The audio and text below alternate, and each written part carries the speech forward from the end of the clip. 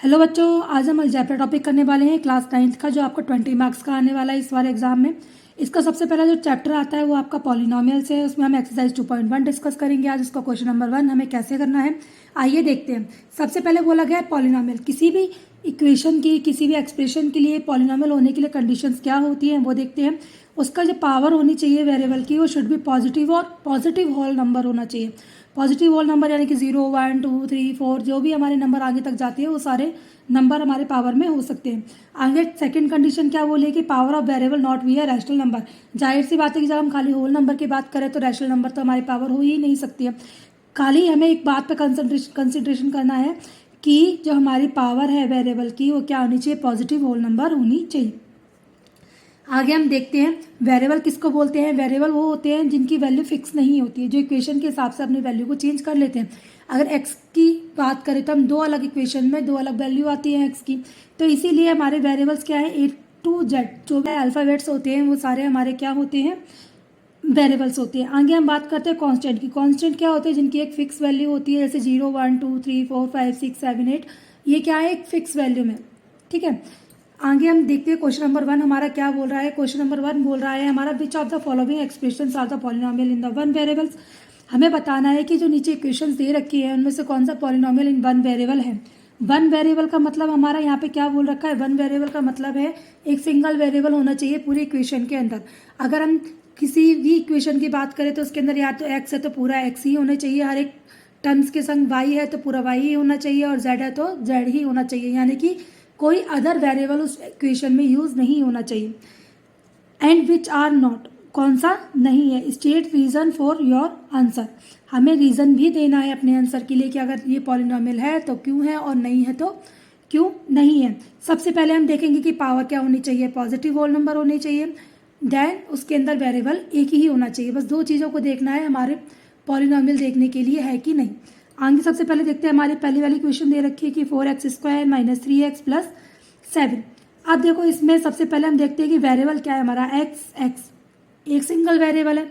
ठीक है जी, अब इसकी जो पावर है वो क्या है, देखो 2 है, और यहाँ पे क्या है, इसकी पावर कुछ नहीं लिखा तो क्या है, 1 है, यानी कि पावर क्या है, पॉजिटिव है, होल नंबर है। तो हम बोल सकते हैं कि it is a polynomial in a one variable x, power of variable x is positive. देखो ये पॉलिनोमियल है वन वेरिएबल में क्योंकि एक ही वेरिएबल है, और इसकी जो पावर है वो भी क्या है, पॉजिटिव है। आइए हम क्वेश्चन नंबर 2 देखते हैं।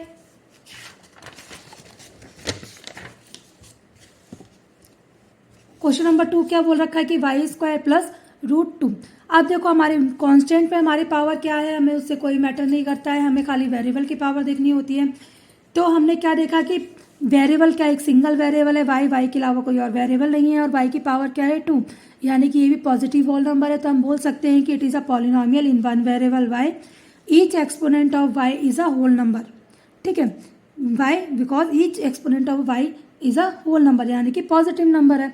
ठीक है, आगे हम देखते हैं क्वेश्चन नंबर 3, 3√t दे रखा है प्लस t√2। अब हमारे यहाँ पे देखने वाली बात क्या है कि जो t है ना, t हमारा वेरिएबल है, और वेरिएबल के ऊपर क्या लगा हुआ है, रूट लगा हुआ है। रूट लगा है, इसका मतलब पावर क्या है इसकी, 1/2। अब ये 1/2 तो हमारा रैशनल नंबर हो गया, लेकिन हमने कंडीशन क्या पढ़ी है कि जो पावर की, जो वेरिएबल की जो पावर होनी चाहिए वो पॉजिटिव होनी चाहिए, होल नंबर होनी चाहिए।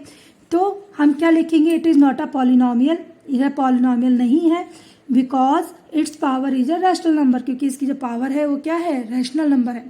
आइए क्वेश्चन नंबर 4 देखते हैं। इसमें क्या बोल रखा है, y + 2/y। अब यहाँ पे भी हमारा क्या दे रखा है, 2/y दे रखा है। जब भी पावर वेरिएबल किसी भी नंबर के अपॉन में होता है तो उसका मतलब क्या है, उसकी पावर नेगेटिव है।